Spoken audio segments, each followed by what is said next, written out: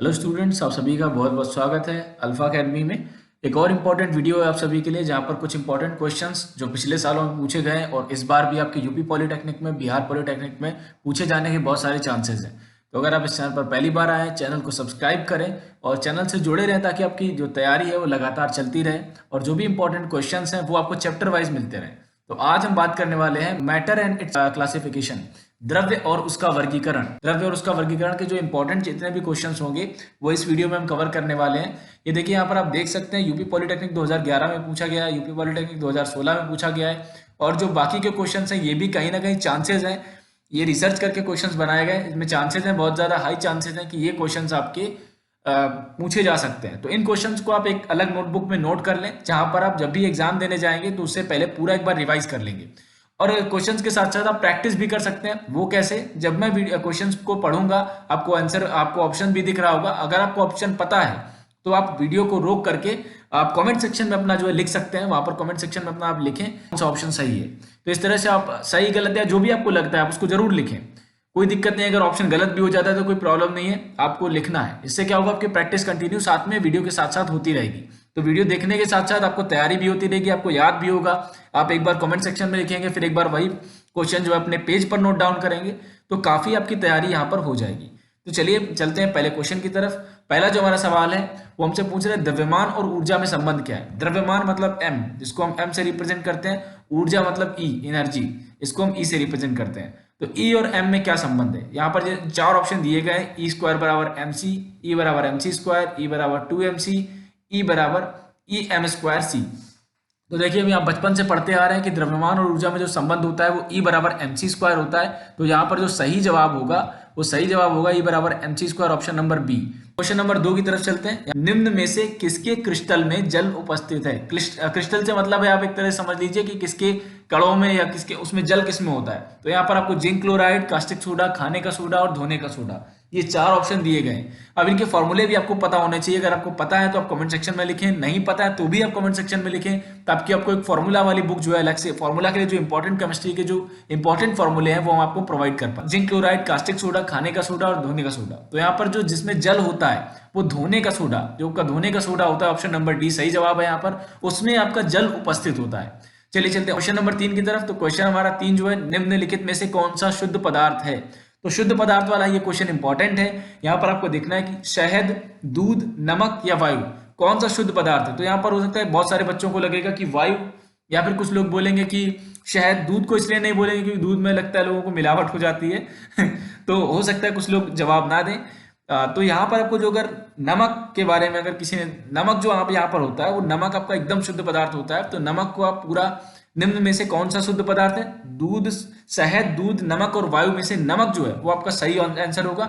नमक पूरी तरह से एक आपका शुद्ध पदार्थ की श्रेणी में गिना जाएगा। इन चारों में से जो सबसे शुद्ध पदार्थ आएगा वो नमक है। तो यहाँ पर क्वेश्चन नंबर 4, क्रिस्टलीय ठोस है। क्रिस्टलीय ठोस क्या होता है? 2011 में पॉलिटेक्निक का क्वेश्चन पूछा गया है 11 में। यहाँ पर क्रिस्टलीय ठोस जो है वो आपका कांच, प्लास्टिक, रबर, शक्कर, चार ऑप्शंस में से आपको एक सही जवाब देना है। यहाँ पर कांच सही होगा, प्लास्टिक सही होगा, रबड़ या शक्कर। तो जो शक्कर होता है वो आपका एकदम क्रिस्टलीय ठोस होता है, वो सही जवाब आपका यहाँ पर शक्कर होगा। ना कांच होगा, ना रबड़ होगा, ना प्लास्टिक होगा। ठीक है, तो क्रिस्टलीय ठोस आपका शक्कर है। क्वेश्चन नंबर 5, इसी के साथ आप क्वेश्चंस को नोट डाउन जरूर करते रहें, ताकि आप इन सारे क्वेश्चंस को लिख रखेंगे तो आप जब भी एग्जाम आएगा तो उस टाइम पे हम रिवीजन आसानी से कर सकते हैं। नंबर 5 है हमारा, दूध से दही का बनना कैसा परिवर्तन है? जो दूध से दही बन जाता है उस परिवर्तन को किस तरह का परिवर्तन मानते हैं? वो कैसा परिवर्तन होता है? भौतिक परिवर्तन, अम्लीय परिवर्तन, क्षारीय परिवर्तन या रासायनिक परिवर्तन? तो यहाँ पर जो आपका है, ना ही भौतिक परिवर्तन है, ना ही अम्लीय परिवर्तन है। बहुत सारे बच्चे हो सकते हैं कंफ्यूज हो जाए कि दूध से दही बनना मतलब कुछ अम्ल वगैरह से रिलेटेड होगा या अम्लीय परिवर्तन हो सकता है। नहीं, ना ही यहाँ पर अम्लीय परिवर्तन है, ना क्षारीय परिवर्तन है। आपका ये सबसे पहले रासायनिक परिवर्तन है। तो यहाँ पर ऑप्शन नंबर डी सही है, रासायनिक परिवर्तन। दूध से दही का बनना जो क्रिया है, जो प्रक्रिया है, उसको रासायनिक परिवर्तन में काउंट किया जाएगा और रासायनिक परिवर्तन कहलाती है। निम्न में से भौतिक परिवर्तन है।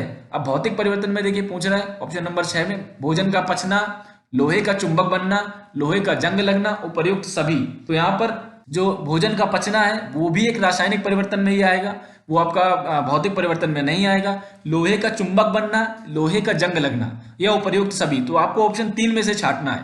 तो यहाँ पर जो लोहे का चुंबक बनना है वो एक भौतिक परिवर्तन है। ये आपका भौतिक परिवर्तन है। जब लोहे का लोहा जो है चुंबक बनता है तो ऐसी प्रक्रिया को भौतिक परिवर्तन में गिना जाता है। भौतिक परिवर्तन इसको हम कहते हैं। बारूद होता है यौगिक, तत्व, मिश्रण या तरल। यौगिक जो होता है, आपको यौगिक की परिभाषा आपको पता होगी कि यौगिक जो है, तत्व क्या होते हैं, तत्व एक ही तरह के तमाम कणों से मिलकर जो बनता है उसको तत्व कहते हैं, और दो या दो से अधिक तत्वों से मिलकर एक यौगिक बनता है। और मिश्रण क्या होता है, जिसमें अलग अलग तरीके की चीजें मिली होती हैं। तरल तो हो नहीं सकता, क्योंकि आपका जो सीधी सी बात है कि बारूद जो होता है वो ठोस अवस्था में पाया जाता है, ठोस अवस्था में होगा तो वो तरल तो बिल्कुल नहीं होगा। तो यहाँ पर ऑप्शन नंबर जो डी है वो तो बिल्कुल गलत जवाब होगा, तरल तो हमें नहीं लगाना है। इसके बाद यौगिक भी नहीं हो सकता है, ठीक है, और तत्व भी नहीं हो सकता, क्योंकि तत्व में सिर्फ एक ही तरह के पदार्थ पाए जाते हैं। लेकिन मिश्रण यहाँ पर सही जवाब होगा, क्योंकि बारूद बनाने के लिए आपको अलग अलग तरह की चीजें जो है मे भी यूज की जाती हैं, तो आपका मिश्रण जो होगा वो एकदम सही जवाब होगा। आगे चलते हैं क्वेश्चन नंबर 8 की तरफ। पीएच, उदासीन विलयनों का पीएच मान क्या होगा? जो उदासीन विलयन होगा उसका पीएच मान क्या होगा? बहुत इंपॉर्टेंट क्वेश्चन है, इससे आपके और भी कुछ क्वेश्चन पूछे जा सकते हैं, ये आपको जरूर पता होना चाहिए। उदासीन विलयन का जो पीएच मान होता है वो 7 होता है। तो यहाँ पर इस सवाल में तो आपको ऑप्शन नंबर डी सही हो जाएगा। आपको याद रखना है कि उदासीन विलयन का पीएच मान 7 होता है। लेकिन यहीं पर अगर आपसे पूछ देता अम्ल और क्षार के बारे में, कुछ दे देता कि जिस विलयन का पीएच मान 6 होगा तो वो किस तरह का विलयन होगा। अगर किसी विलयन का पीएच मान या 6 है या 8 हो जाए, या यहीं पर अगर 8 हो जाए आपका, तो वो क्या होगा?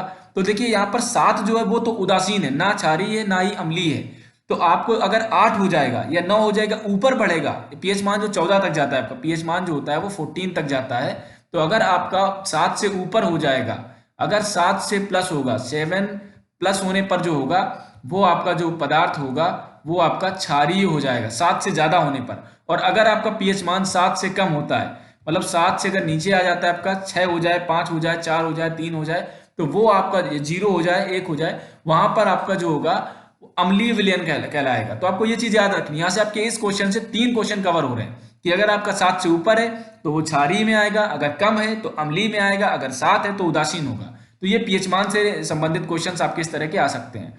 इसी के साथ आगे, किसी विलयन का पीएच मान 8 है तो वह होगा, जैसा मैंने अभी ऊपर बताया आपको, अगर ऊपर वाला है तो वह क्षारीय हो जाएगा, मतलब हमारा जो 8 ऑप्शन नंबर बी होगा।